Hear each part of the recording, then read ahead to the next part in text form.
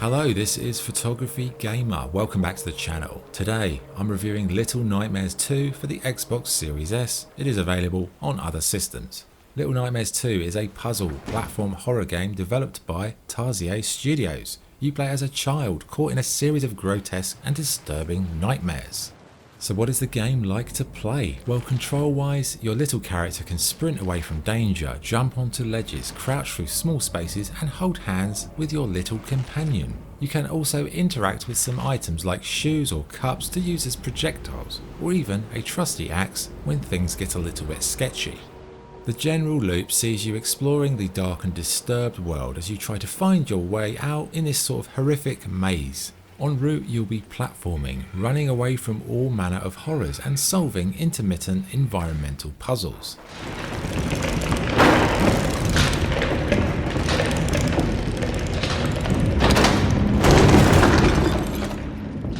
I'd say the game does a pretty good job of balancing all those elements, with a varied and enjoyable feel from start to finish.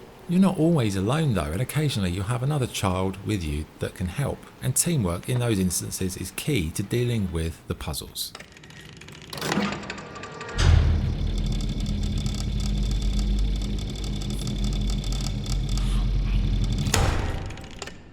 The main standout in Little Nightmares is the horror itself. The game has this weird, surreal and twisted style with creepy stuff all over the place. From enemies who'll kill you if you don't shine your flashlight on them, disturbed hospitals full of peril, mean-ass school teachers.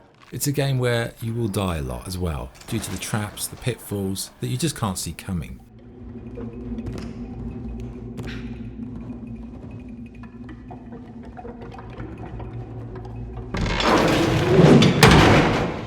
The only thing that will stop you flying through the game are the puzzles, and I'd say they're very interesting in terms of the mix of head scratchers and the surreal.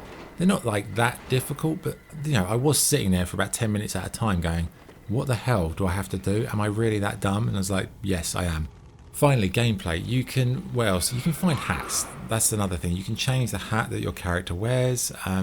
They are fiendishly well hidden though in the game world, so you'll really have to have a good look for them, but it's a nice little addition. Visually, I'd say it's a delight to behold. It's got this really dark and twisted environmental style, the characters are grotesque, the use of the lighting though, that is sensational, really adds to the tension, the depth, the sense of the horror, beautiful.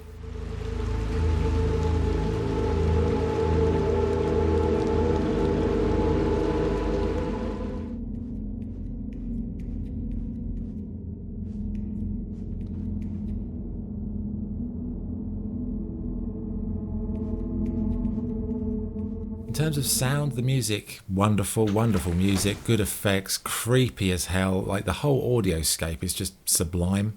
Good and bad points? The good points. The visuals and sound are perfect, the puzzles are tricky to figure out, it's a creepy and horrific game, and the balance between horror, adventuring and puzzles is spot on. Bad points? The game is pretty straightforward and is over quite quickly. Replay value, I would say, isn't great, as once you figure out the puzzles, there's not a great deal to come back for other than the hats, and maybe it could have done with a few more advancements to make it stand out from its predecessor. Okay, verdict. Little Nightmares 2, it's one of the best examples of the horror genre in recent years, whether it be the dark and foreboding mood, the creepy lighting, or the horrifying enemies. All these aspects make it a pure treat for horror fans. Now this genre, it's littered with games with amazing graphics and sound, but usually they do forget one thing, gameplay. Not here. Little Nightmares 2, it balances it off pretty well and it's a really good continuation of the series. Is it better than the first game though? Probably not, but I wouldn't say it's worse either. It's definitely just another quality game. If you played the first one and enjoyed it, you will definitely enjoy this one. So scoring wise, I would give Little Nightmares 2, I would give it 8.5 out of 10. Okay, that's the review. Thanks for watching. Like, subscribe, comment, join, any support you offer me. I really appreciate it. Thank you. This is Photography Gamer signing off. Cheers.